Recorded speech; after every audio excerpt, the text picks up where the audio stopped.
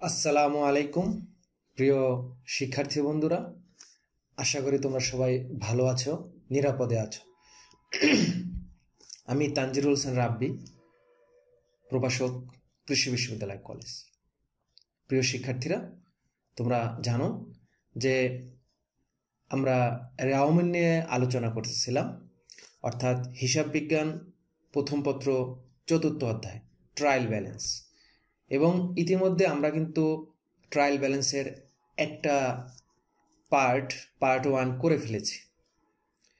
তো আজকে আমরা যেই পার্টটা নিয়ে আলোচনা করব সেটা হলো একই অঙ্গে বহুরূপ, অর্থাৎ রাওমেলে কি কি বিষয় আসে এবং তাদের অল্টারনেটিভ আর কি কি নাম থাকতে পারে, অথবা তাদের বিকল্প বা সমার্থক আর কি কি নাম থাকতে পারে। কারণ অনেক সময় লাউ বললে এক শ্রেণীর বা এক এলাকার মানুষ তাকে চিনতে পারে, বাট কদু বলে ডাকলে হয়তো অন্য এলাকার মানুষ তাকে নাও চিনতে পারে। তো লাউ এবং কদুর এই বৈষম্য দূর করতেই একই অঙ্গে বহুরূপ রাওমেলের আজকের দ্বিতীয় পর্বে তোমাদের স্বাগতম জানাচ্ছি। প্রিয় শিক্ষার্থীরা, তোমরা রাওমেলের প্রথম পর্বটি যদি মিস করো, নো প্রবলেম, উপরে আই বাটনে দেখো চলে আসছে, উপরে আই বাটনে তোমরা রাওমেলের সেই প্রথম পর্বটি করে ফেলতে পারো। And if you are new in my YouTube channel, please subscribe my channel, hit the notification bell, then you will be able to get new classes on accounting and finance design for SSC এবং SSC level students from Hussain sir. Right.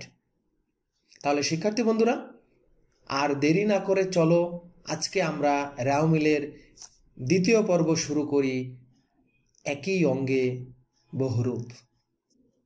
প্রিয় শিক্ষার্থী বন্ধুরা, তোমাদের সামনে এখন যেই ছকটা চলে আসছে, তোমরা দেখতে পাচ্ছ স্ক্রিনে এখন যেই ছকটা চলে আসছে রাওমেলের, আশা করি এই ছকটা তোমরা জানো যে রাওমেলের ডেবিট পাশে কি কি বিষয় আলোচনা হয় বসে এবং ক্রেডিট পাশে কি কি বিষয় বসে। এবং তোমরা অবগত আছো যে প্রথম পর্বে আমরা রাওমেলের ডেবিট পাশে কি কি আইটেম যাবে এবং ক্রেডিট পাশে কি কি আইটেম যাবে এগুলো বিস্তারিত আলোচনা করেছি। আমরা জানি যে রাওমেলের ডেবিট পাশে যাবে উৎসব, উত্তোলন, সম্পদ, ব্যয়, এবং রাওমেলের ক্রেডিট পাশে যাবে আয়, দায়, মূলধন অর্থাৎ আদম। আমাদের আজকের আলোচনার যে বিষয়টা থাকবে সেটা হলো রাওমেলের একই বিষয় কত নামে থাকতে পারে। তো তোমরা স্ক্রিনে যেটা দেখতে পাচ্ছ যে রাওমেলের ডেবিট পাশে যে আইটেমগুলো যায় সেগুলো হলো যাবতীয় সম্পদ, যাবতীয় ব্যয় ও ক্ষতি, অগ্রিম ব্যয় যেগুলোকে আমরা সম্পদ নামে অভিহিত করি, বকেয়া আয় যেগুলোকে আমরা সম্পদ নামে অভিহিত করি, এবং দায়ের সুদসমূহ যেগুলোকে আমরা ব্যয় হিসেবে অভিহিত করি। তো ক্রেডিট পাশে যেগুলো যাবে সেগুলোকে আমরা সংক্ষেপে বলছি আদম, আয়, দায়, মূলধন। যাবতীয় দায় জাতীয় আইটেম যাবে, যাবতীয় আয় ও লাভ জাতীয় আইটেম যাবে, অগ্রিম আয় যেগুলোকে আমরা দায় বলেছি, বকেয়া ব্যয়, দায়, সম্পদের সুদসমূহ অর্থাৎ আয় জাতীয় আইটেম। তো এখন আমরা বিস্তারিত আলোচনা করব যে রাওমেলে যে বিষয়গুলো যায় সেগুলো এবং এই বিষয়গুলোর ভিন্ন কি কি নাম থাকতে পারে সেগুলো নিয়ে আমরা ইনশাল্লাহ এখন আলোচনা করার চেষ্টা করব। তো শিক্ষার্থী বন্ধুরা, আশা করি তোমাদের সামনে সেটা চলে এসেছে। দেখো,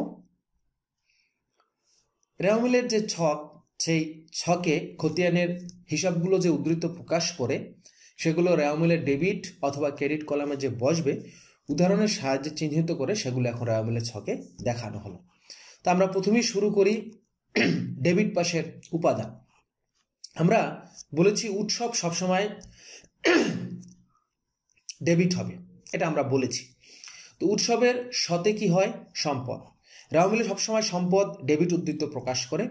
এখন সম্পদের ভিতরে কি কি আইটেম যায় আমরা যদি একটু বড় করে তোমাদেরকে দেখাই তাহলে তোমাদের বুঝতে সুবিধা হবে। ভূমি, দালান কোঠা, কলকবজা, যন্ত্রপাতি, ইজারা সম্পদ, আসবাবপত্র, অফিস সরঞ্জাম, প্যাটেন্ট, সত্ত্ব, বিনিয়োগ বা লগ্নি, হাতে নগদ, ব্যাংকে জমা, বিবিধ দেনাদার, প্রাপ্য নোট, প্রারম্ভিক মজুদ পণ্য সুনাম, এই যে আইটেমগুলো তোমাদের সামনে এখন আমি বললাম, এই আইটেমগুলো সবসময় রেওয়ামিলের কোন পাশে যাবে? ডেবিট পাশে। শিক্ষার্থী বন্ধুরা আবার খেয়াল করো, মাত্র যে আইটেমগুলো আমি তোমাদেরকে বললাম, এই আইটেমগুলো সবসময় রেওয়ামিলের কোন পাশে যাবে? ডেবিট পাশে। কারণ এগুলো সম্পদ, এবং সম্পদ সবসময় ডেবিট উদ্ধৃতি প্রকাশ করে, তাই এই সম্পদগুলো সবসময় রেওয়ামিলের ডেবিট পাশে বসবে। এখন আমরা দেখব উৎসবের ব, অর্থাৎ যেটাকে আমরা বলছি ব্যয়। তো ব্যয়ের ভিতরে কি কি আইটেম আছে আমি একটু বড় করে দেখাই, তাহলে তোমরা বুঝতে পারবা। ব্যয় বা খরচ সবসময় ডেবিট উদ্ধৃতি প্রকাশ করে। ব্যয় বা খরচের ভিতরে কি কি আছে? পণ্য ক্রয়, মজুরি, বেতন, জাহাজ ভাড়া, আমদানি শুল্ক, ড্রয়িং অফিস বেতন, কারখানা খরচ, বিক্রয় পরিবহন, রপ্তানি শুল্ক, ছাপা ও মনিহারি, বিমা স্যালামি, ভাড়া, বিজ্ঞাপন, প্রদত্ত কমিশন, প্রদত্ত বাট্টা, মেরামত ও নবায়ন, শিক্ষানবিশ ভাতা, অনাদায়ী পাওনা, ব্যাংক চার্জ, অবচয়। এই আইটেমগুলো মাত্র যেগুলো আমি পাঠ করলাম, এই আইটেমগুলো সবসময় ব্যয় বা খরচ হিসাবে অভিহিত, এবং এগুলো সবসময় খতিয়ানে ডেবিট উদ্ধৃতি প্রকাশ করে, তাই এই জাতীয় আইটেম রেওয়ামিলের ডেবিট পাশে বসবে। অর্থাৎ উৎসবের ব এখানে আলোচনা হলো। এখন আমরা দেখব অগ্রিম খরচ। অগ্রিম খরচ অর্থাৎ তুমি ব্যয়টা অগ্রিম করেছ, অগ্রিম খরচ সবসময়ের জন্য আমাদের সম্পদ হবে। তো অগ্রিম খরচ যেহেতু ডেবিট উদ্ধৃতি প্রকাশ করে, তাই রেওয়ামিলের ডেবিট পাশে যাবে। এখন আমরা একটু দেখি অগ্রিম খরচের ভিতরে কি কি আছে। অগ্রিম মজুরি, অগ্রিম বেতন, অগ্রিম প্রদত্ত ভাড়া, এই জাতীয় আইটেম রেওয়ামিলের ডেবিট পাশে বসবে। এরপর আমরা দেখব প্রাপ্য বা অনাদায়ী আয়, অর্থাৎ তোমার আয় বকেয়া আছে, আয় বকেয়া থাকলে সেগুলো সম্পদ হয়, এবং এগুলো সবসময় ডেবিট পাশে বসবে। তো এগুলোর ভিতরে কি কি আইটেম থাকতে পারে? প্রাপ্য লভ্যাংশ, প্রাপ্য কমিশন, প্রাপ্য বিনিয়োগের সুদ, এই সকল আইটেম, অর্থাৎ যেগুলো মাত্র আমি আলোচনা করলাম, এই সকল আইটেমগুলো রেওয়ামিলের ডেবিট পাশে বসবে, কারণ এগুলো সম্পদ হিসাবে প্রকাশিত হয়। এরপর আমরা দেখব দায়ের উপর ধার্যকৃত সুদ বা ব্যয়, যেগুলো ডেবিট ব্যালেন্স প্রকাশ করে, যেমন মূলধনের সুদ, ঋণের সুদ, ঋণপত্রের সুদ, ব্যাংক জমাতিরিক্ত উত্তোলনের সুদ বা ব্যাংক জমাতিরিক্তের সুদ। এখানে একটা কথা বলে রাখি, ব্যাংক জমার সুদ এটা হলো আয়, বাট ব্যাংক জমাতিরিক্ত সুদ মানে তুমি ব্যাংকে যতটুকু টাকা রেখেছো তার চেয়ে তুমি অতিরিক্ত টাকা ব্যাংক থেকে উঠাইছো, যেটাকে আমরা বলি ব্যাংক ওভারড্রাফট, অনেকটা লোনের মতো। তো ব্যাংক জমাতিরিক্তের সুদ বা যে ব্যাংক জমাতিরিক্ত উত্তোলনের সুদ যদি থাকে সেটা ডেবিট হবে, বাট ব্যাংক জমার সুদ যদি থাকে তাহলে সেটা ক্রেডিট হবে। বন্ধক ঋণের সুদ, এই আইটেমগুলো মাত্র যেগুলো আমি তোমাদেরকে বললাম, এই আইটেমগুলো সব সময় রেওয়ামিলে ডেবিট পাশে বসবে। এরপর আমরা দেখব আয় হ্রাস করে এমন হিসাব, যেগুলোকে আমরা কন্ট্রা আয় বা আয়ের বিপরীত হিসাবে বলে থাকি, যেগুলো সবসময় ডেবিট ব্যালেন্স প্রকাশ করে। তো এই জাতীয় আইটেম কি হতে পারে? বিক্রয় ফেরত। তোমরা জানো যে বিক্রয় আয় জাতীয় আইটেম, বাট বিক্রয় ফেরত মানে তুমি বিক্রি করেছিলা, তোমার কাছে পণ্য আবার ফেরত আসছে, তার মানে তোমার আয়টা হ্রাস পেয়েছে। এরকম হতে পারে বিক্রয় বাট্টা, বিক্রয় বাট্টাও আয়কে হ্রাস করে। তো এগুলো সবসময় ডেবিট উদ্ধৃতি প্রকাশ করে, রেওয়ামিলের ডেবিট পাশে যায়। 7 নাম্বার, মূলধন হ্রাস করে এমন হিসাব যা ডেবিট ব্যালেন্স প্রকাশ করে। মূলধন হ্রাস করে, আমরা জানি মূলধন একটা ক্রেডিট জাতীয় আইটেম, কারণ আদমের ভিতরে ময়ে মূলধন হয়, তাই মূলধন সবসময় ক্রেডিট হয়। বাট কিছু কিছু আইটেম আছে যেগুলো মূলধনকে হ্রাস করে, তার মানে যেগুলো ডেবিট উদ্ধৃতি প্রকাশ করে, যেমন উত্তোলন, আয়কর, জীবন বীমা প্রিমিয়াম, মালিকের চলতি হিসাব, এই জাতীয় আইটেমগুলো সবসময় ডেবিট ব্যালেন্স প্রকাশ করবে, তাই এগুলো রেওয়ামিলের ডেবিট পাশে বসবে। দায়ের উপর 8 নাম্বার, দায়ের উপর ধার্যকৃত সঞ্চিতি, যেটাকে আমরা কন্ট্রা দায় বলি। তোমরা জানো যে দায় হলো ক্রেডিট জাতীয় আইটেম, কারণ হলো দায় আদমে পড়েছে, আদম ক্রেডিট, আদমের ভিতরে দায় আছে, তাই দায় সবসময় ক্রেডিট হবে। বাট যেই আইটেমগুলো দায় হ্রাস করে সেগুলোকে আমরা কন্ট্রা দায় বলি, অর্থাৎ দায়ের বিপরীতে বসবে, মানে ডেবিট পাশে বসবে। যেমন পাওনাদারের বাট্টা সঞ্চিতি, পাওনা বাট্টা সঞ্চিতি, প্রদেয় বাট্টা সঞ্চিতি, প্রদেয় বিলের বাট্টা সঞ্চিতি, এই সকল আইটেমগুলো ডেবিট উদ্ধৃতি প্রকাশ করে, তাই রেওয়ামিলের ডেবিট পাশে বসবে। তাহলে শিক্ষার্থী বন্ধুরা, আমরা দেখে নিলাম এক ঝলক যে রেওয়ামিলের কোন আইটেমগুলো তোমার ডেবিট পাশে বসবে, তো সেগুলো আমরা দেখে নিয়েছি। এখন আমরা দেখব রেওয়ামিলের কোন কোন আইটেম ক্রেডিট পাশে বসে। শিক্ষার্থী বন্ধুরা, রেওয়া মিলে ক্রেডিট পাশে কোন কোন আইটেম বসে সেটা কিন্তু আমরা প্রথম পর্বে আলোচনা করেছি। আদম অর্থাৎ আয়, দায়, মূলধন, এই তিনটা ক্যাটাগরির আইটেমগুলো সবসময় রেওয়া মিলের ক্রেডিট পাশে বসবে। আজকে এগুলো আমরা এখন বিস্তারিত আলোচনা করতে যাচ্ছি যে কোন কোন আইটেমগুলো রেওয়া মিলের ক্রেডিট পাশে বসবে। তাহলে শুরু করি।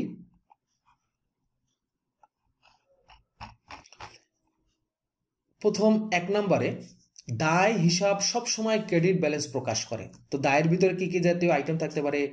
মূলধন, পাওনাদার হিসাব, ঋণ, ঋণপত্র, ব্যাংক জমাতিরিক্ত উত্তোলন, ব্যাংক জমাতিরিক্ত, প্রদেয় নোট, অদাবিকৃত লভ্যাংশ। এই যে আইটেমগুলো সব সময় প্রতিষ্ঠানের দায় প্রকাশ করে। এবং জানো দায় আদমের ভিতরে আছে, আদম মানে ক্রেডিট, দায় ক্রেডিট, তাই এই আইটেমগুলো মাত্র যেগুলো আমি পাঠ করলাম এগুলো রেওয়া মিলের ক্রেডিট পাশে বসবে। 2 নাম্বার, আয় হিসাব সবসময় ক্রেডিট উদ্ধৃত প্রকাশ করে। তাই আয় যদি থাকে, আমাদের রেওয়া মিলে যদি আয় জাতীয় আইটেম থাকে সেগুলো সব সময়ের জন্য আমরা কি করব শিক্ষার্থী বন্ধুরা? আয় জাতীয় আইটেম যদি থাকে সেগুলো আমরা রেওয়া মিলের ক্রেডিট পাশে বসাবো। এখন আমরা দেখি যে আয় জাতীয় আইটেমের ভিতরে কি কি থাকতে পারে। বিক্রয়, প্রাপ্ত ভাড়া, উপভাড়া, শিক্ষানবিশ স্যালামি, প্রাপ্ত কমিশন, উত্তোলনের সুদ, প্রাপ্ত বাট্টা, বিনিয়োগের উপর সুদ, শেয়ার হস্তান্তর ফি। এই যে আইটেমগুলো মাত্র তোমাদের যেগুলো আমি পাঠ করে শোনাইলাম, এই আইটেমগুলো সবসময়ের জন্য আয়, এবং আয় সবসময়ের জন্য ক্রেডিট উদ্ধৃত প্রকাশ করে। আয় মানে আদমের আ, তাই রেওয়া মিলের ক্রেডিট পাশে বসবে। 3 নাম্বার, প্রদেয় বা বকেয়া ব্যয়, যেগুলো দায় নামে অভিহিত, অর্থাৎ তোমার খরচ বকেয়া আছে, ঠিক আছে, খরচ বকেয়া থাকলে সেগুলো দায়। আর দায় জাতীয় আইটেম সবসময় ক্রেডিট ব্যালেন্স প্রকাশ করে। এবং দায় হলো আদমের দ, আদম যেহেতু ক্রেডিট, আদমের দ মানে দায়, তাই এগুলো রেওয়া মিলের ক্রেডিট পাশে বসবে। কি কি আইটেম আমরা দেখি? প্রদেয় মজুরি, বকেয়া বেতন, ভাড়া, বকেয়া ইত্যাদি, এগুলো সবসময় রেওয়া মিলের ক্রেডিট পাশে বসবে। অনুবর্জিত বা অগ্রিম আয়, অনুবর্জিত আয় বা অগ্রিম আয়, অর্থাৎ তুমি নগদ টাকা গ্রহণ করেছো কিন্তু সেবা প্রদান করো নাই, এগুলো হলো অগ্রিম আয় বা অনুপার্জিত আয়। যেমন হতে পারে তুমি স্টেডিয়ামে খেলা দেখানোর জন্য টিকিট বিক্রি করছো, অর্থাৎ তুমি নগদ টাকা গ্রহণ করছো, বাট তুমি have not showed the game yet, অর্থাৎ তুমি এখন খেলা দেখাও নাই। বা সিনেমার টিকিট বিক্রি করেছো, সিনেমা এখনো দেখাও নাই, তার মানে নগদ টাকা গ্রহণ করেছো but you have not provided the service, তুমি এখনো সেবা প্রদান করো নাই। সেবা প্রদান করার আগেই তুমি নগদ টাকা গ্রহণ করেছো। এই সকল আইটেমগুলো অনুপার্জিত আয় মানে আনআর্নড সার্ভিস রেভিনিউ বা অগ্রিম আয় নামে প্রকাশ পায়, যেগুলোকে আমরা দায় বলি। তুমি দায়বদ্ধ হয়েছো, আর দায় মানে আদমের দ, আদম ক্রেডিট, দায় সবসময় ক্রেডিট ব্যালেন্স প্রকাশ করে। তাই এই জাতীয় আইটেমগুলো রেওয়া মিলের ক্রেডিট পাশে বসবে। কি কি আইটেম আছে? অগ্রিম প্রাপ্ত ভাড়া, অগ্রিম উপভাড়া, অগ্রিম প্রাপ্ত শিক্ষানবিশ স্যালামি, এই আইটেমগুলো রেওয়া মিলের ক্রেডিট পাশে বসবে। 5 নাম্বার, ব্যয় হ্রাস করে এমন হিসাব, ব্যয় হ্রাস করে এমন হিসাব যেগুলো ক্রেডিট ব্যালেন্স প্রকাশ করে। আমরা জানি ব্যয় হলো ডেবিট, বাট ব্যয় হ্রাস করে এমন কিছু আইটেম আছে যেগুলো রেওয়া মিলের ক্রেডিট পাশে বসবে। যেমন ক্রয় ফেরত, ক্রয়ের উপর বাট্টা, ক্রয় ডেবিট বাট ক্রয় ফেরত ক্রেডিট, ক্রয়ের উপর বাট্টা ক্রেডিট, এই সকল আইটেম আমি যেগুলো বললাম এগুলো রেওয়া মিলের ক্রেডিট পাশে বসবে। 6, যে কোনো প্রকার সঞ্চিতি, উদ্ধৃত ও ভবিষ্যৎ ব্যবস্থা যেগুলো ক্রেডিট ব্যালেন্স প্রকাশ করে, এগুলো রেওয়া মিলের ক্রেডিট পাশে বসবে। এই আইটেমগুলোর ভিতরে কি কি আছে শিক্ষার্থী বন্ধুরা? কুঋণ সঞ্চিতি মানে অনাদায়ী পাওনা সঞ্চিতি, দেনাদারের বাট্টা সঞ্চিতি, দেনাদার ডেবিট বাট দেনাদারের বাট্টা সঞ্চিতি ক্রেডিট পাশে বসবে। সাধারণ সঞ্চিতি, শেয়ার অধিহার, পেনশন তহবিল, আয়কর সঞ্চিতি, আয়কর ডেবিট বাট আয়কর সঞ্চিতি ক্রেডিট। এই যে আইটেমগুলো, এই আইটেমগুলো রেওয়া মিলের ক্রেডিট পাশে বসবে। তাহলে প্রিয় শিক্ষার্থী বন্ধুরা, আমরা কিন্তু মাত্র আলোচনা করলাম যে কোন কোন আইটেমগুলো রেওয়া মিলে আসে ডেবিট পাশে এবং কোন কোন আইটেমগুলো আসে রেওয়া মিলের ক্রেডিট পাশে। এখন আমরা আলোচনা করব একই অঙ্গে বহুরূপ, মানে রেওয়া মিলের কিছু কিছু আইটেম আছে যেগুলো সমার্থক শব্দ থাকতে পারে, অর্থাৎ যেই আইটেমটা আমাদের কাছে পরিচিত, তার নামটা আমাদের কাছে পরিচিত, বাট পরীক্ষার প্রশ্নে বা উদ্দীপকে অন্য একটা সমার্থক নাম আমাদের সামনে দিয়ে দিল, যাতে করে আমরা বুঝতে পারি নাই, বা একটার বাংলা নাম ইংলিশে দিল বা ইংলিশ নাম বাংলায় দিল, যেটা আমাদের সামনে বুঝতে সমস্যা হতে পারে। যেমন চেয়ার, চেয়ার নামটা আমরা জানি, বাট আমাদেরকে যদি বলে কেদারা, তাহলে কিন্তু আমরা বুঝবো না। তো এরকম আরো কিছু নাম আছে যেই নামগুলো সমার্থক শব্দ যেগুলো পরীক্ষায় প্রায়শই আমাদের আসে, বাট আমরা ভুল করি। তো আজকের ক্লাস থেকে আমরা রেওয়ামিলের সেই এখন বিভিন্ন নামের একই আইটেমগুলো এখন দেখতে যাচ্ছি। ইনশাল্লাহ তোমরা ভালো করে দেখো, তাহলে পরীক্ষায় প্রশ্নের উত্তর দিতে গিয়ে আমাদের আর ভুল হবে না। রেওয়ামিলের বিভিন্ন উপাদানের বিকল্প নাম, তাহলে আমরা এটা একটু বড় করে দেই শিক্ষার্থী বন্ধুরা, তাহলে আমাদের বুঝতে সুবিধা হবে। আচ্ছা, রেওয়ামিলের বিভিন্ন উপাদানের বিকল্প নাম, প্রথম হইল 1 হাতে নগদ। হাতে নগদের কয়েকটা নাম থাকতে পারে, নগদ তহবিল, নগদ উদ্ধৃত্ত। 2 প্রারম্ভিক মজুদ পণ্য, হিসাবকালের শুরুতে মজুদ, প্রারম্ভিক ইনভেন্টরি। এই 3টা নামে প্রারম্ভিক মজুদ পণ্য থাকতে পারে। আর একটা থাকতে পারে মজুদ পণ্য ব্র্যাকেটে থাকলো 1/1/2019, অর্থাৎ 1/1/2019 মানে হলো এটা হলো 1 জানুয়ারি। 1 জানুয়ারির মজুদ পণ্য হলো প্রারম্ভিক মজুদ পণ্য। আর যদি থাকে 31/12/2019 নামে মজুদ পণ্য, সেটা হলো সমাপনী মজুদ পণ্য। যেমন এটা 3 নম্বরে আলোচনা হচ্ছে। সমাপনী মজুদ পণ্য এর আরেকটা নাম হলো সমাপ্তি মজুদ, এর আরেকটা নাম হলো সমাপনী ইনভেন্টরি। 4 ক্রয় ফেরত। ক্রয় ফেরতের আরেকটা নাম হলো বহি ফেরত, আরেকটা নাম হলো বহির্মুখী ফেরত। অর্থাৎ ক্রয় ফেরত মানে কি, যেটা তুমি কিনছিলা এখন ফেরত দিতে হলে তোমাকে বাহিরে যাইতে হবে। বহি মানে কি, বাহিরে যাইতে হবে। তার মানে ক্রয় ফেরত মানে হলো তোমাকে যেটা প্রতিষ্ঠানের বাহিরে গিয়ে ফেরত দিতে হবে। অর্থাৎ ক্রয় ডেবিট বা ক্রয় ফেরত এটা ক্রেডিট আইটেম, বহি ফেরত মানে ক্রয় ফেরত এটাও ক্রেডিট আইটেম। এখন একটা কথা তোমরা মনে রাখবা যে এই যে 5 নম্বরে যেটা আছে দেখো বিক্রয় ফেরত। বিক্রয় ফেরতের আরো 2টা নাম আছে, আন্তঃফেরত আর একটা হলো অন্তর্মুখী ফেরত।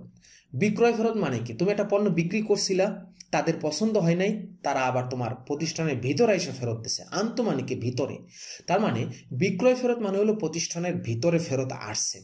এখন এইটার আরেকটা নাম হলো আন্তঃফেরত, আরেকটা নাম হলো অন্তর্মুখী ফেরত। বিক্রয় ফেরত নামে থাকলে হয়তো আমরা পরিচিত, আমরা চিনি, বাট আন্তঃফেরত এবং বহি ফেরত অনেক সময় আমাদের পরীক্ষায় ঝামেলা ফেলাই দেয় যে আন্তঃফেরত কি ক্রয় ফেরত না বিক্রয় ফেরত, বহি ফেরত কি ক্রয় ফেরত নাকি বিক্রয় ফেরত।